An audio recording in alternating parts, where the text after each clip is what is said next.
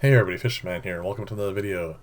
This is fishing vlog number 74, and I thought I'd start off with this clip today because of a recent video I had done. It was entitled The Pros and Cons of Different Types of Filter Media, and I had gotten a comment on there about this style of sponge from a local hardware store, and I had actually spotted it in a different hardware store, and I had meant to pick up some and try it out. And because of that comment, I actually went ahead and did that. It is relatively inexpensive. It is an open pore sponge, and I'm hoping that it can be put to many uses. I have to test it out first, of course. As you can see, it is more of a coarse open pore than the one on the right. This is a higher grade one that costs quite a bit more. This particular piece here is designed for roofing, and it cost $10, and it is about 4 feet long, which is more than twice as long as the other one, of course. It's not as thick. But that, if I remember correctly, this one here cost $25. So if it turns out to work properly, it is going to be a nice addition to a nice cheap source of sponge. But again, I have to try it out first. So we'll see how that goes. So on to the rest of the video. This is the second colony I set up for breeding, and as you see, the tank's nice and clear. And at this point, I hadn't realized that they had had their first batch of fry. But I had, just after I did this clip, I fed them, put in some, grind up fish food, and also I feed all my, even adult guppies, I feed microworms to. And then, as you can see in the background there, the fry came out because they want to eat. And there's going to be another clip here in a second as it spins around. They are a good size, they're healthy, and I'm happy to see them. And of course, after this, I'm going to take them out and put them in with the rest of the fry. I still have to thin out the plants in that tank to give these guys here more space. As you can see, it's quite overgrown, but they're doing really, really well. I mean, there's nothing wrong as far as the chemistry of the tank goes. And of course, they're not big enough yet for this to be a problem with overcrowding.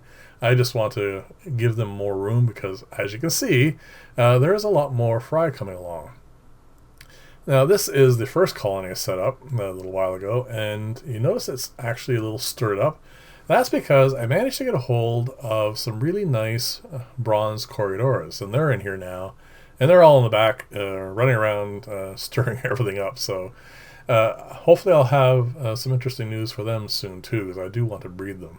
And when I bought the Corydoras, I also picked up some. This is not Brazilian pennywort like I want, but it is a variety of it, and I stuck it up in here in the middle of this section here because I want to have it grow and, of course, hopefully overgrow this whole section. And because it's a relatively fast grower, it should be really good for reducing, fish waste, nitrates, all that sort of stuff. So hopefully there'll be more clips of that coming up shortly.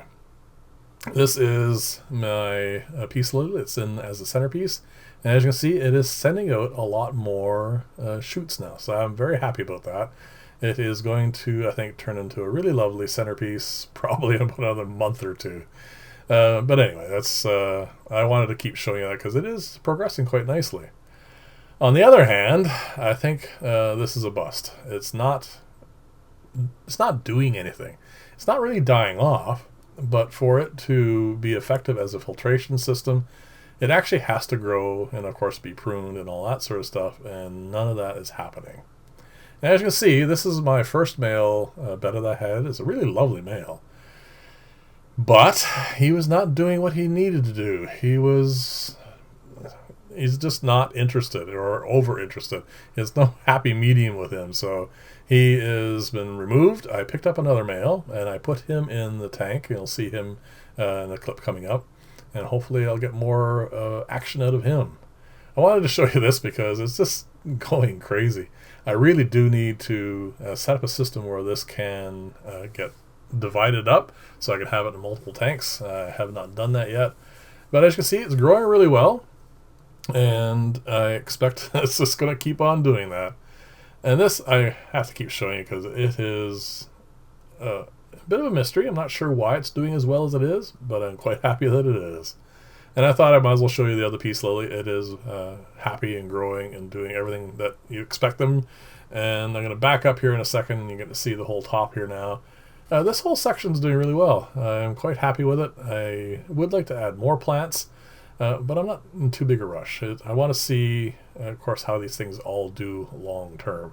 So we're going to flip over now to the pond, and you'll get to see the new male. And as you can see, these plants here are just exploding. They're doing exceptionally well. Everything's got new leaves, and I'm very happy with it all. I mean, it is doing what I wanted to do. And probably in the next month or two, I'm going to expand this so it goes across the entire length of the tank, because I really do like the look of this. And of course, all the plants in the tank are also doing really well.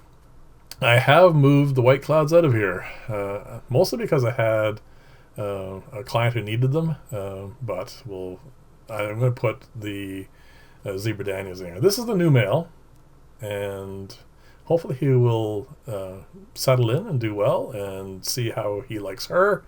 I did also pick up another female. I think that's probably going to be all the bettas I'm going to buy short term. If these guys don't settle in into here, I'm going to definitely pull them out, give them their own aquarium, and go and breed them the more standard way instead of trying to do it in the pond like this. But for the moment, it looks nice in here, so I'm quite happy with it. And this here is my Pleco breeding tank, and I meant to do a separate video on this, but I don't think it's really enough material for it. But as you can see, the water's nice and clear now, and the reason for that is I have stopped using a particular large kelp wafers that I was getting, and the problem with it was producing a lot of fine particulate in the water, and it was just constantly a mess and cloudy. So what I've done now is I switched over to feeding them just the wafers that I make myself, and as you can see, currently what's in here are some yellow beans. I feed them yellow beans and green beans, and they really like that, and they're all fat and happy and healthy. So this is my new approach now. I'm going to stay away from the commercial products for these guys.